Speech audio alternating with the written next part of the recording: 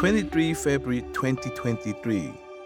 From sugarcane farms to sugar mills, a collective sigh of relief is heard across South Africa's sugar industry. Finance Minister Enoch Godongwana announced that the Health Promotion Levy, or HPL, commonly known as the sugar tax, will remain unchanged for the next 2 fiscal years. This now gives the industry time to restructure and diversify, and to rebuild after devastating floods, social unrest, COVID-19, and the adverse impact of the HPL itself. The HPL was introduced in April 2018. Its objective was to reduce the health risk believed to be associated with sugar. Beverage manufacturers responded by reformulating their products, turning to sugar substitutes to avoid the levy. The impact on the sugar industry was devastating. We lost about 250 to 300,000 tons of sugar in just over a year.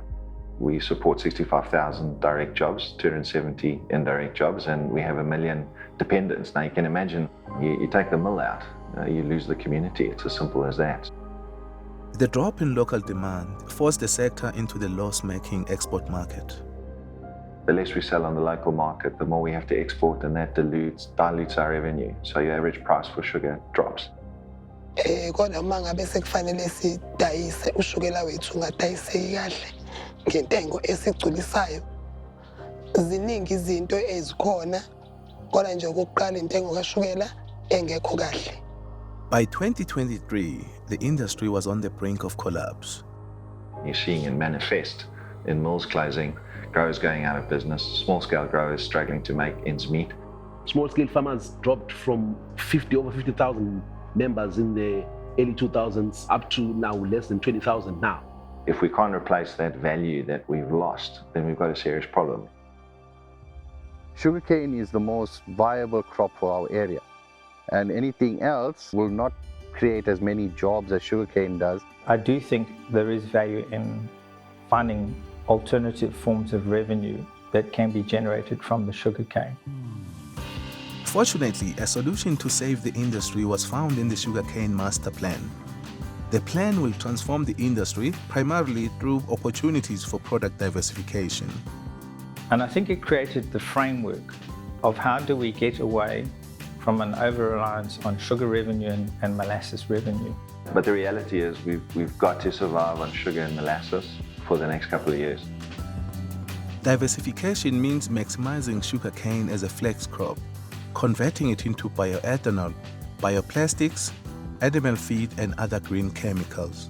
We've seen in industries around the world where their sugarcane industry is on an upward trajectory. They've done that by means of diversifying away from sugar alone. This has been successful in countries like India and Brazil, where legislative support has helped to build a powerful industry. In India, for instance, the sugar industry plays a significant role in supplying their fuel ethanol. Brazil is probably the leading example of that. They have a very significant bioethanol program, largely from sugarcane, that has resulted in less reliance on imports of crude oil. Even, for instance, cogeneration of electricity from our sugar mills. There are many mills in other countries that supply their grids with electricity. You can do a textbook exercise and you're going to walk away feeling good about yourself because there's so many options and there's so many technologies out there that are proven. But there are realistic challenges. Access to finance, getting support in terms of regulatory and policy frameworks is a challenge for us. And I think we've got to transcend those barriers to entry. We've got to get going now because we're running out of time. The master plan prioritizes 10 diversification opportunities, some of which are close to becoming a reality.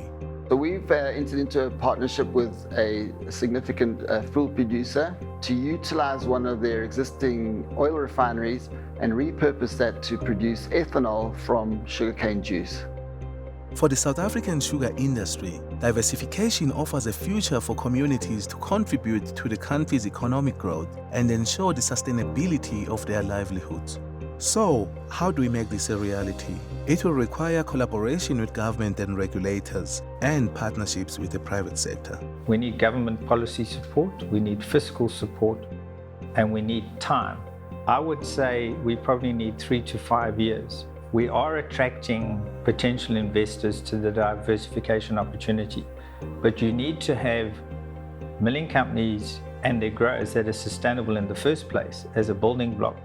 There's nothing that fascinates me but more than thinking that one day we'll be looking at an aeroplane that will be flying using our own locally produced aviation fuel. And that's a future that I don't see too far-fetched. I really think that we're sitting on an abundance of green gold. I mean, you've got a wonderful sugar industry that's been around for over 100 years. Why not use it? But get government and key stakeholders to walk the journey with us. It's an opportunity now to create our own future that the future generations will ride on. It's an opportunity industry that can actually unlock the rural economy.